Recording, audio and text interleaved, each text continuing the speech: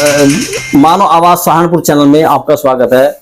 आज हमारे बीच हैं ठाकुर किरणपाल जी, जो समाजवादी पार्टी के वरिष्ठ उपाध्यक्ष हैं, जिला उपाध्यक्ष। आइए उनसे चर्चा करते हैं देश के हालात पे, आज किस तरह के हालात देश के चल रहे हैं और 2024 का जो चुनाव आने वाला है उस पर भी चर्चा करते हैं कि किन मुद्दों को लेकर ये जनता के बीच जाएंगे, क्योंकि इसमें बहुत सारी पार्टियां चुनाव मैदान में कूदेंगी तो सबके अपने अपने मुद्दे होंगे। तो आप समाजवादी पार्टी की तरफ से किन मुद्दों को लेकर चुनाव मैदान में उतरेंगे? जी ठाकुर किरणपाल जी, आपका बहुत बहुत स्वागत है। मैं आपका भी स्वागत करता हूं कि आपने मुझे चैनल पर बोलने का मौका दिया, और मैं मानव आवाज और राव साहब आपका बहुत बहुत धन्यवाद अदा करता हूं। दूसरी बात यह है कि हमारा जो सन 2024 का जो मामला है उसमें यह है कि हमारे पास मुद्दे इतने हैं कि सरकार से लोग बहुत त्रस्त है। महंगाई है, महंगाई के साथ साथ जो है इनका जो काम करने का तरीका है वो बहुत ही गलत है। आपने बीते अभी 1-2 दिन के अंदर देखा होगा कि संसद के अंदर विद्रोही सांसद है जो दिल्ली के दक्षिण क्षेत्र से आते हैं, उन्होंने किस तरह से एक सांसद के ऊपर टीका टिप्पणी करी। एक सांसद जो माननीय सांसद होता है और जो संसद होती है उस देश का मंदिर है, और उस मंदिर में एक चुने हुए सांसद को जो है मुल्ला कहना, उस चुने हुए सांसद को आतंकवादी कहना, क्या ये जायज है? ऐसा इस देश के अंदर आजादी से लेकर आज तक हमने कभी जिंदगी में सोचा भी नहीं था। ऐसे ऐसे सांसद मोदी जी के सरकार में आएंगे। क्या मोदी जी की क्लास यही है? क्या मोदी जी का सिखाने का सांसदों को शिक्षा देने का तरीका यही है? या आरएसएस के लोग किस तरह की इनकी सोच है, किस तरह के इनके सांसद हैं, और पीछे बैठे हुए लोग हर्षवर्धन जैसे, जयशंकर जी जैसे जो वरिष्ठ मंत्री रहे, वरिष्ठ नेता हैं और तजुर्बेकार नेता है, वो लोग ठाके मारकर हंस रहे हैं। बदतर है, इन्हें मर जाना चाहिए ऐसे अज्ञानाम नेताओं को जो इस तरह की भाषा बोलकर जो है संसद के मंदिर में जो है इस तरह से एक चुने हुए सांसद की दुर्दशा कर रहे हैं, उसकी बेइज्जती कर रहे हैं। इस सनातन धर्म को लेकर आज विवाद सा खड़ा हो गया है, इसके बारे में क्या कहना है आपका? क्या है मुद्दा? सनातन धर्म देखो, जैसे कि हमारे जो सांसद हैं मैनपुरी से, हमारे डिप्पल यादव जी ने, उन्होंने भी कहा था कि सनातन धर्म जो है सबको साथ में लेके चलता है, सबका सम्मान करता है। सनातन धर्म में किसी का कोई नुकसान नहीं हो सकता, न ही नुकसान देने वाला सनातन धर्म है। सनातन धर्म जो है सबका धर्म है, और सनातन धर्म जो है सबकी रक्षा करता है, और इसमें सबकी रक्षा, इससे कभी किसी का हित नहीं हो सकता।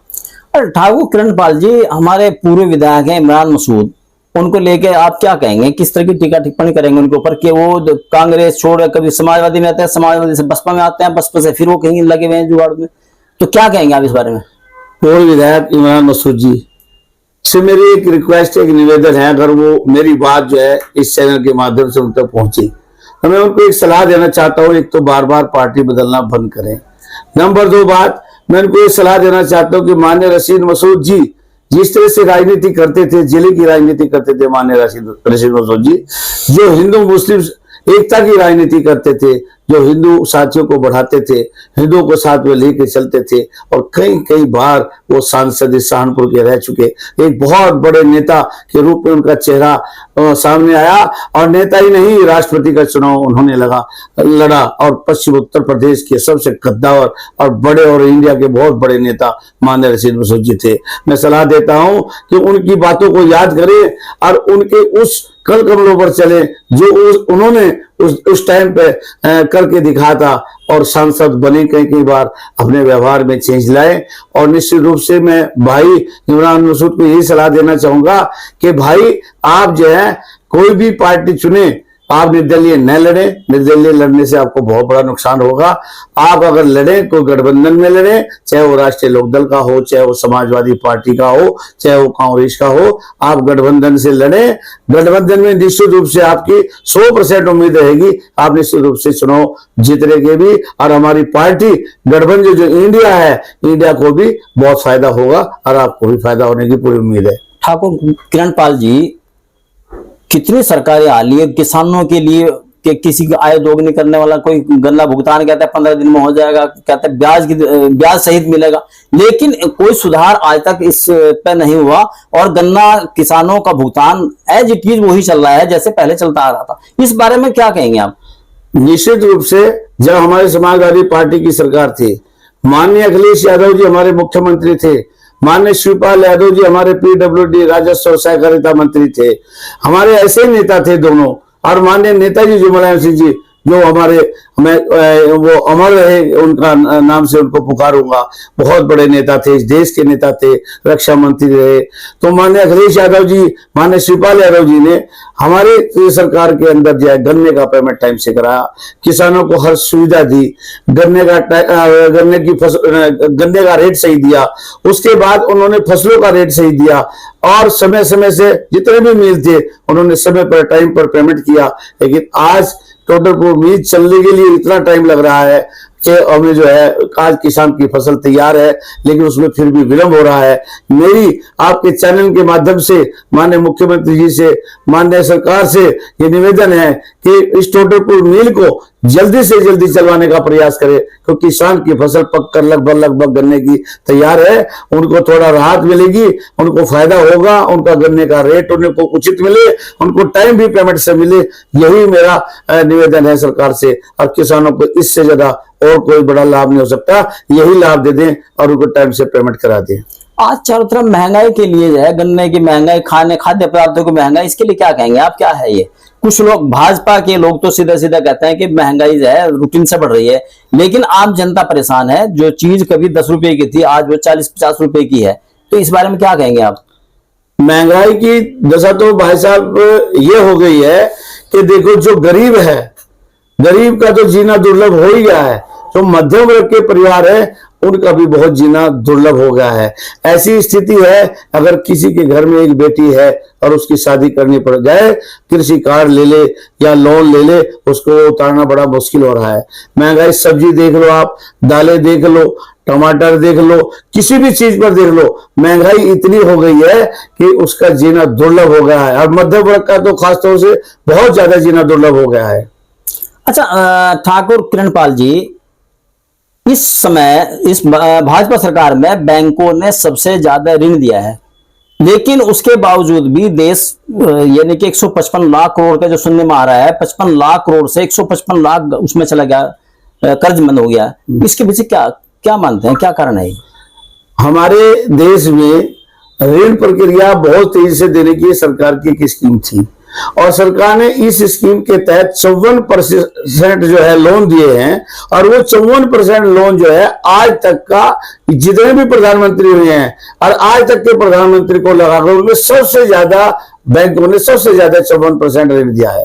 और आज जो है स्थिति है कि कर्ज जो है पहले प्रधानमंत्रियों से लेके आज तक के प्रधानमंत्री जो 55 लाख करोड़ रुपए का जो ऋण था वो था, और आज वो बढ़कर 1.5 लाख करोड़ तक चला गया। तो आप अंदाजा लगा लो किस विश्व गुरु बनाने की बात करते हैं, कितने ट्रिलियन की बात करते हैं, ऐसी इनकी स्थिति है। और तो और इन्होंने जो है G20 सम्मेलन करवाया, और G20 सम्मेलन में ऐसी स्थिति रही कि G20 सम्मेलन में बाहर से फ्रांस का एक थे, वो फ्रांस के व्यक्ति जो है बीमार हो गए, और बीमार होने के बाद ये उनको एम्बुलेंस की व्यवस्था नहीं करा चुके, और जब ये एम्बुलेंस की व्यवस्था नहीं करा सके तो उनकी डेथ हो गई। और डेथ होने पर आप ये अंदाजा लगा लीजिए कि यहाँ तो थू हो रही है इंडिया के अंदर, वो फ्रांस में जब खबर छपी होगी तो वहां क्या हुआ होगा। अच्छा ठाकुर किरणपाल जी, हमारे यहाँ बड़ा गर्मा मुद्दा है आरक्षण को लेके। आरक्षण को लेकर कुछ लोग कहते हैं कि जाति आरक्षण सही है, कुछ कहते हैं मतलब आर्थिक आधार पर आरक्षण सही है। तो आपकी नजर में आरक्षण किस तरह का सही है, कैसा आरक्षण होना चाहिए? आरक्षण हमेशा आर्थिक आधार पर होना चाहिए, क्योंकि गरीब जो है वो ब्राह्मण भी है, गरीब राजपूत भी है, गरीब गुज्जर भी है, गरीब सैनी भी है, गरीब SC भी है, गरीब वाल्मीकि भी है, हर जगह हर बिरादरी में आपको गरीब आदमी निश्चित रूप से मिलेगा। ऐसे भी गरीब लोग हैं जिनके पास एक टाइप का खाना है और दूसरे टाइप का खाना नहीं है, उनको आरक्षण मिलना चाहिए। ऐसे भी राजपूत हैं जिनके पास शाम को 200 रुपए नहीं बचते, कर्ज में डूबे पड़े हुए हैं और वो नाम उनका राजपूत है, वो किसी के सामने हाथ नहीं फैला सकते, तो उनको भी आरक्षण मिलना चाहिए। लेकिन ऐसे लोग जो कैटेगरी जो है उनकी वो एससी की है, विभिन्न विभिन्न बिरादरियों के हैं, लेकिन एससी उनकी कैटेगरी है। उस कैटेगरी में जो लोग 100 बीघा 200 बीघे का किसान है और वो 10,000 का जूता और 1 लाख की चैन पहनता है और जमीन जायदाद से संपन्न है, तो उसको आरक्षण किस नाम का? या फिर आईएएस या पीसीएस या आईपीएस, जो इस तरह के लोग हैं बिल्कुल, जो आईएएस है पीछे उनको भी आरक्षण नहीं मिलना चाहिए। आरक्षण केवल उन्हीं को मिलना चाहिए जो आर्थिक आधार पर है। दूसरी बात, अगर कोई आरक्षण के आधार पर, चाहे वो टीचर है, चाहे वो आईएएस पीसीएस है, और वो नौकरी लग गया और उसका सरकार बढ़िया वहन कर रही है, खर्चा दे रही है, तो उसको आरक्षण से बाहर करना चाहिए।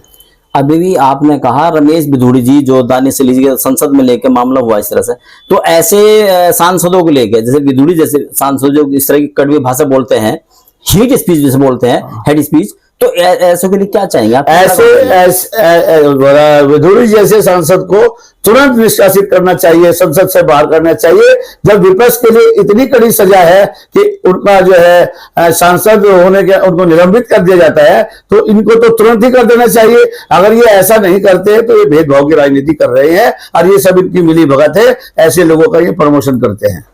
ठाकुर किरणपाल जी, आज एक मुद्दा और उठाया हुआ है हिंदू राष्ट्र का, इस बारे में आप क्या कहेंगे? हिंदू राष्ट्र बनना चाहिए, नहीं बनना चाहिए, क्या होना चाहिए, किस तरह का आप शासन चाहते हैं? हिंदू राष्ट्र, देखो ये देश जो है हिंदू मुस्लिम सिख ईसाई सब हैं भाई भाई, ये सब एकता का, सब धर्मों का, सबका सम्मान करने का देश है। यहाँ हिंदू का भी उतना ही सम्मान है, यहाँ मुस्लिम का भी उतना ही सम्मान है, क्योंकि यहाँ का जो संविधान है जो भीमराव अम्बेडकर जी ने हमें दिया है, उस संविधान में कहीं भी ऐसा नहीं लिखा कि भाई हम हिंदू राष्ट्र बनाए। हिंदू राष्ट्र तो अपनी आत्मा है, अपने अंदर झांको, अपनी आत्मा के अंदर झांको, जिसके अंदर जिसकी आत्मा सही है, जिसका जमीन सही है, वही हिंदू राष्ट्र है। और जो लोग हिंदू राष्ट्र की बात करते हैं वो देश को तोड़ने की बात करते हैं। अगर अखंड भारत चाहते हो तो हमें अखंड भारत बनाने के लिए, इस देश को मजबूत करने के लिए, इस देश की सीमाओं को मजबूत करने के लिए हमें हिंदू मुस्लिम एकता, सिख ईसाई सब लोगों को इकट्ठा करके एक देश बनाना है, एक अखंड भारत बनाना है।